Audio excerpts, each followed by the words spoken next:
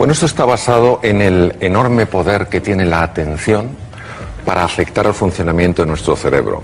Muchas veces jugamos no a ganar, sino jugamos a no perder. Y eso, aunque parezca sorprendente, tiene la capacidad de alterar profundamente los procesos mentales. Este ensayo también lo empieza usted con otra cita que también nos ha llamado mucho la atención y a la que me gustaría partir esta charla con usted, de Carl Gustav Jung, que dice: en nuestra ingenuidad hemos olvidado que bajo nuestro mundo de razón yace otro enterrado. Hay otro mundo más potente aún. Sí, hay un mundo inmenso que se escapa al ojo no entrenado. Y eso es lo que muchas veces nos pasa, que solamente creemos lo que vemos y a veces hay que creer cosas que no vemos sencillamente para que se despliegue. Gustav Jung descubrió muchos de esos caminos para entender ese mundo inconsciente que está lleno de potencia, está lleno de fuerza y de energía, por supuesto que sí. Usted, como médico que conoce el funcionamiento del cuerpo humano, ¿cómo puede explicar que algunas personas ante una situación difícil se dejen allanar por la angustia y en cambio otras pues como que se crecen, ¿no? Hacen un gran despliegue de energía? ¿Eso es algo genético? Bueno, la respuesta es compleja. Por una parte está lo que es el temperamento. El temperamento sí tiene una base genética. Hay personas que nacen con lo que se llama una homeostasis del riesgo más alta, que quiere decir que necesitan desafíos mayores para asustarse. Otras personas tienen como el termostato más bajo y a una pequeña provocación, un pequeño reto, a lo mejor tienen más miedo. Esto es una herencia genética. Lo que pasa es que junto a eso hay una cosa que se llama el carácter. El carácter es como uno, a base de entrenarse, a base de ilusión, a base de esfuerzo y compromiso, remodela su propia personalidad. Si me dijeran cuál de las dos partes es más importante en vista a lo que llevo trabajando, investigando durante años, yo diría que es el carácter. El carácter es más potente. ¿El carácter? Sí, en mi experiencia sí. ¿Por qué se dan actualmente tantas crisis de ansiedad, doctor? Bueno, yo creo que no nos gusta nada la incertidumbre, nos gustan las cosas que son previsibles. Hay una parte nuestra que se llama la mente egoica que necesita controlarlo todo.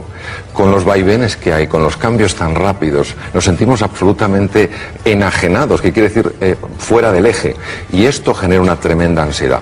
Por otra parte, nos cuesta mucho estar enfocados en el presente, o vivimos en el pasado o proyectamos en el futuro. Entonces, la ansiedad es la consecuencia de proyectar en el futuro un problema y además proyectar la sensación de incapacidad. Claro, empezamos a sufrir hoy por cosas que no sabemos ni siquiera si van a ocurrir mañana. O sea, tememos a nuestras emociones, sería algo así como eso. Tenemos una falta de entrenamiento en gestionar las emociones.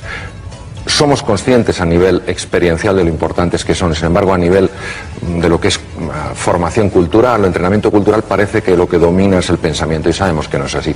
Necesitamos aprender a gestionar las emociones.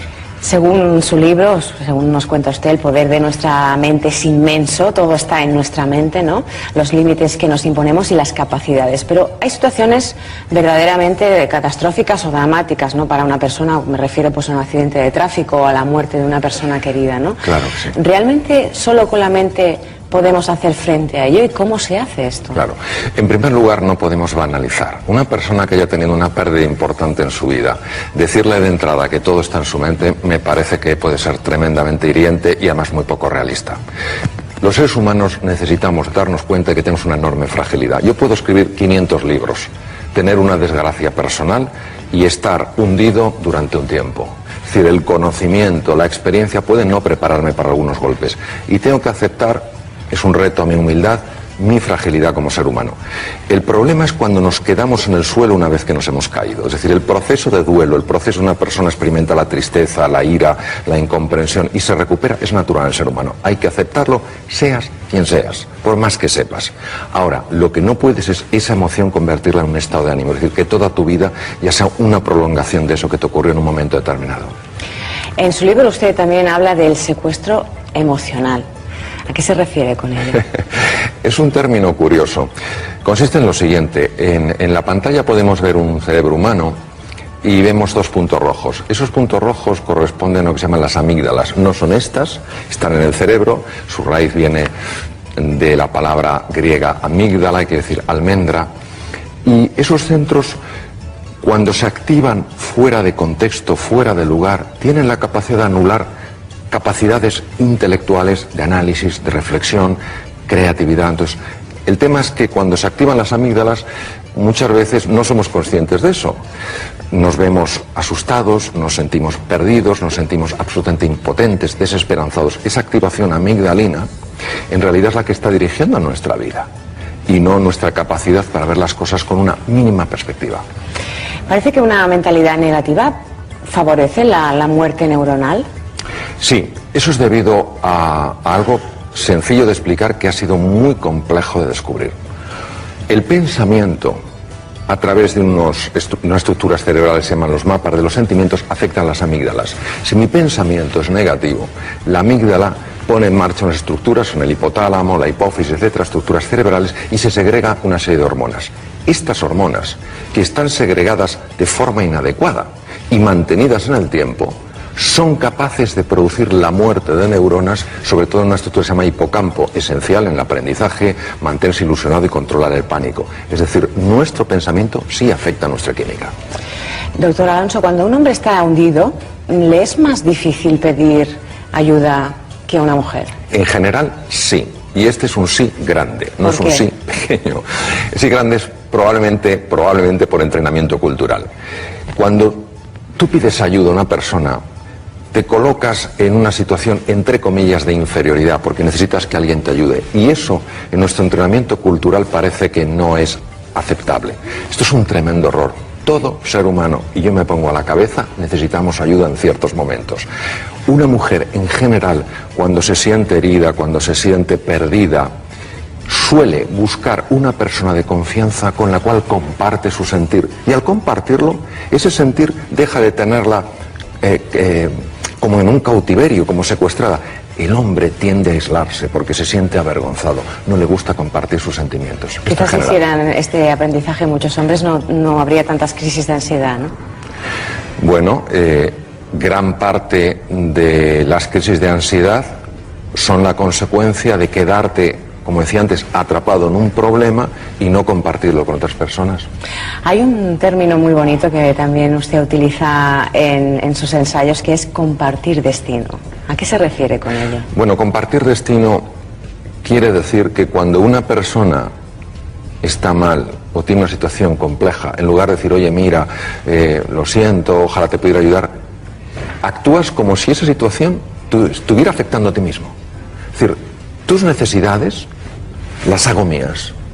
Esto es espectacular porque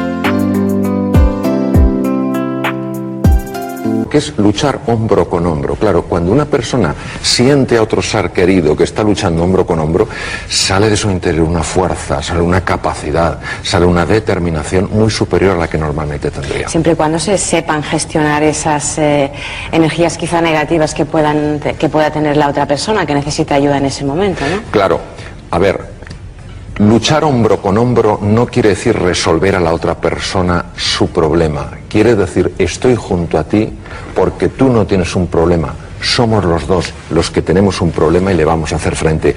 No, porque si yo lo que hago es facilitar que la otra persona tome el papel de víctima, entonces lejos de ayudarla la estoy perjudicando. Usted hace conferencias por todo el mundo sobre el liderazgo. ¿Estamos faltos de líderes? Yo creo que muy faltos, tremendamente faltos, porque el liderazgo, como yo lo entiendo, está basado en el servicio, en servir a la gente, no en servirse de la gente para mis objetivos. Claro, personas con generosidad, personas dispuestas a crear mundos a los que a otras personas les haga ilusión participar, personas con humildad, personas que ayudan a desarrollar raíces para crecer y alas para volar, eso no se ve con mucha frecuencia. ¿Cómo se forma un líder? Bueno, yo creo que un líder se forma primero dándose cuenta de hasta qué punto todo el daño que hago a los demás me lo hago a mí mismo y toda la contribución que hago a los demás la hago conmigo mismo.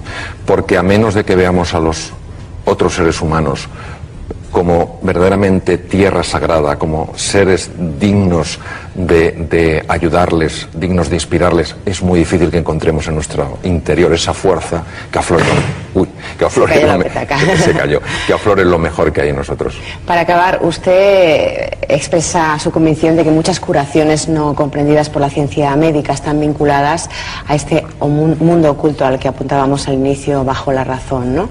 Esa dimensión espiritual de la persona. Sí, cuando hablo de dimensión espiritual hablo de dimensión que trasciende nuestra persona habitual, nuestra identidad. A ver.